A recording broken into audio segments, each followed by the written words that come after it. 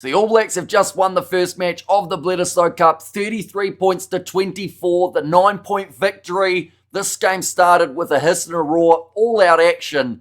The end of the game was a bit more interesting in terms of what happened for that second half, but in this review, we'll be looking through it, who were the standouts for both of these sides, as well as what is next in this Rugby Championship and what it means as a whole for these two teams as they move forward. But jumping straight into it, New Zealand had a great start to this contest. Caleb Clarke, after hearing his dad sing the national anthem, managed to score the try within 3 minutes. It was a great start to the match for the All Blacks, and that seemed to build a lot of confidence in the side early. They then answered with another try, only 10 minutes later with Leroy Carter. So actually both wingers getting themselves the early tries. Some were giving Leroy Carter the man of the match for this contest, although I do think that the return of this man who got the double cam Roy guard, it was a whole different way that the All Blacks were playing. A lot less box kicks than we had seen in the past, so definitely a welcome change having Roy guard back.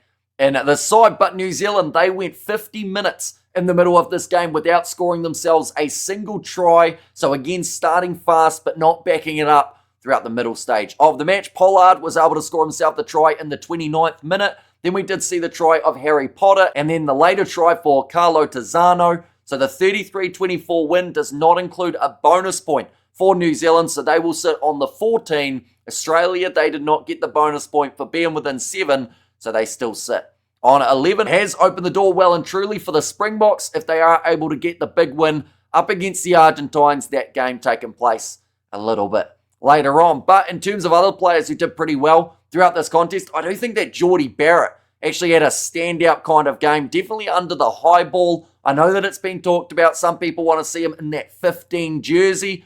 I wonder whether or not with that aerial ability that we saw here, perhaps that does sway a few more people in that direction. Saw quite a few injuries for New Zealand too, which is a bit of a concern. Clark went off with the injury. We saw Tupovai limping at one point. We saw Ethan de Groot not return from a head knock. Tyrell Lomax looked like he had hurt his hand. Beauden Barrett seemed like he was struggling a little bit with some sort of injury too, and he was in a sling after the game was finished, so a bit of concern for New Zealand. On the injury front, in terms of the players who stepped up for Australia, I thought that Tom Hooper in that number 6 jersey was extraordinary, alongside a lot of good work from Nick Frost at number 4. The lineouts for the Australians, they did just lose the one, whereas New Zealand, they were sitting 15 from 15 in the lineout department, so that was one element of their game that was certainly being helped. Backline-wise, we saw some great work from Max Jorgensen in that 15 jersey, as well as some flat attacking runs from Len Iketel. But someone who we didn't see a massive amount of for this game was actually Joseph Suaalii. So I do think that New Zealand did pretty well to be able to shut him out of this game, as we've seen throughout the other games of the Rugby Championship. If he gets his hands on the ball, scores a try more times than not. But we're at that point now.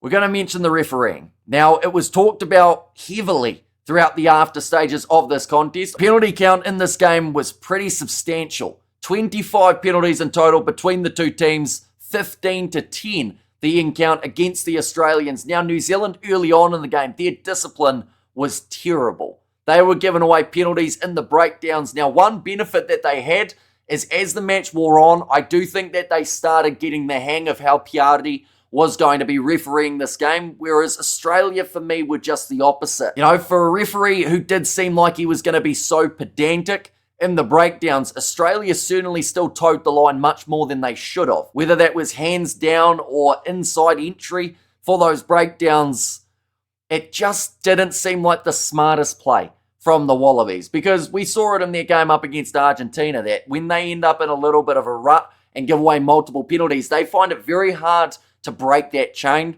and that was happening in this contest as well. Piardi, he is known for being strict in those breakdowns, so you have to play to the referee, and even if there were a couple that maybe didn't quite go the way that they should have for the Australians, you could say the same about the Kiwis, they still needed to be a lot more smart about how they approached the second half. When they started giving away back-to-back penalties and continued doing the same infringements, must have been extremely frustrating for the Aussie fans who were watching this game, and there were plenty of them watching this contest. It was much more competitive, I would say, than the 9 points separating these teams. seemed like it was always going to go down to the wire, definitely with the way that Australia do finish in these Rugby Championship matches. 57 points from their first 4 games in the final 20. New Zealand have only had 27 points. So it was always going to be a quick fire finish from Australia, but just giving away too many penalties. And then when they weren't getting penalised, they were dropping the ball. And that's got to be one that was extremely frustrating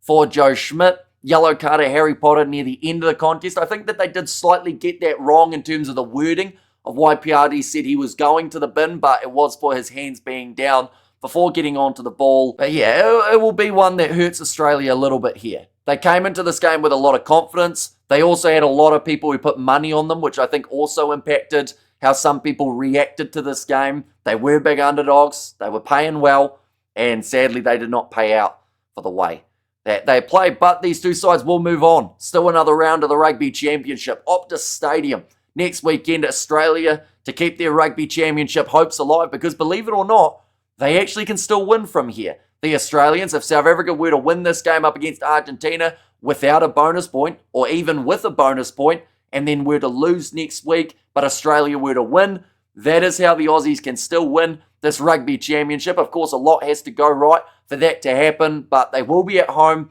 They will want to bounce back, and I do think that they won't play like they did throughout the second half here again. New Zealand, they were pretty bad in the second half too, making multiple mistakes. And we've got to remember, New Zealand, they had about 3 tries that they should have scored that they didn't. That was down to not just brilliant Australian defence, but also poor decision-making from the Kiwis. James O'Connor, you look at this scoreline.